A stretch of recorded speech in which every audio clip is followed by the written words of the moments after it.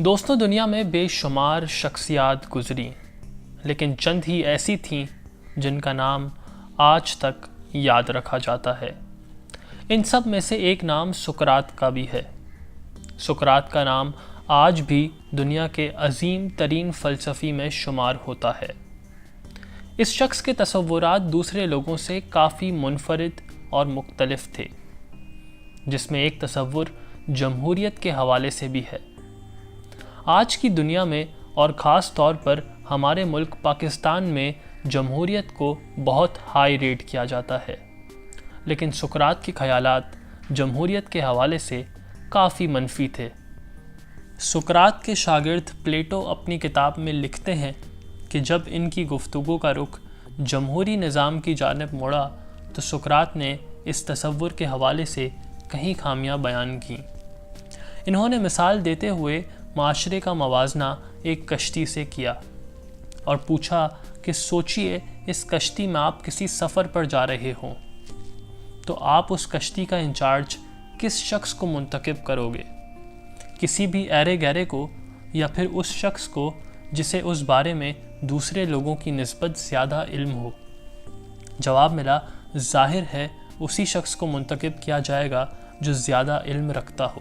سقراط نے کہا، پھر ہم یہ کیوں سوچتے ہیں کہ مملکت کا ہر شخص وزیر اعظم چننے کی صلاحیت رکھتا ہو؟ سقراط کے مطابق ووٹ دینے کا حق صرف اس شخص کو ہونا چاہیے جو تعلیم یافتہ اور سوچ وچار رکھنے کی صلاحیت رکھتا ہو۔ ان کے مطابق ووٹ دینا بھی ایک اسکل ہے، اور جس طرح ہر مہارت سیکھی جاتی ہے اسی طرح ووٹ دینا بھی سسٹمیٹکلی لوگوں کو سکھایا جانا چاہیے تاکہ وہ اپنی مملکت کے لیے ایک معتبر اور جامع حاکم چن سکیں۔ سقراط کا ماننا تھا کہ ووٹ دینے کی اجازت صرف اس شخص کو ہونی چاہیے جو دانش مندی کے ساتھ سوچ وچار کرنے کی صلاحیت رکھتا ہو، نہ کہ ہر کوئی جو بریانی کی ایک پلیٹ پر یا لسانیت کے نام پر ووٹ ڈال کر آ جائے، اور جس کی وجہ سے ملک میں ایسے لوگوں کی حکومت آ جائے جو اس کو کرپشن اور اپنے مفاد کی وجہ سے کھوکھلا کر کے رکھ دیں۔ اس فلسفے کو کچھ لوگ انٹلیکچوئل ڈیموکریسی کا نام بھی دیتے ہیں۔ سقراط یہ بات جانتے تھے کہ لوگ کس ناسمجھی کے ساتھ ووٹ ڈال کر آ جاتے ہیں۔ اس چیز کو انہوں نے مثال دیتے ہوئے سمجھایا کہ سوچئے الیکشن میں دو لوگ کھڑے ہوئے ہیں، ایک مٹھائیوں کی دکان کا مالک اور دوسرا بہت بڑا ڈاکٹر۔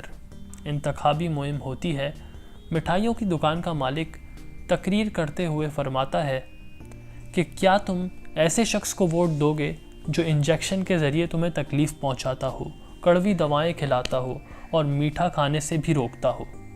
ایسی تقریر کے بعد بہت سے نادان لوگ اپنے لیے ایک مٹھائیوں کی دکان کے مالک کو اپنا وزیر اعظم چن لیں گے، نہ کہ ایک پڑھے لکھے ڈاکٹر کو۔ اسی وجہ کی بنا پر سقراط سمجھتے تھے کہ لوگوں کا تعلیم یافتہ ہونا بڑا ضروری ہے تاکہ وہ اپنے فیصلے صحیح کر سکیں اور اپنا بانی سویٹ شاپ اونر کے بجائے ڈاکٹر کو منتخب کر سکیں۔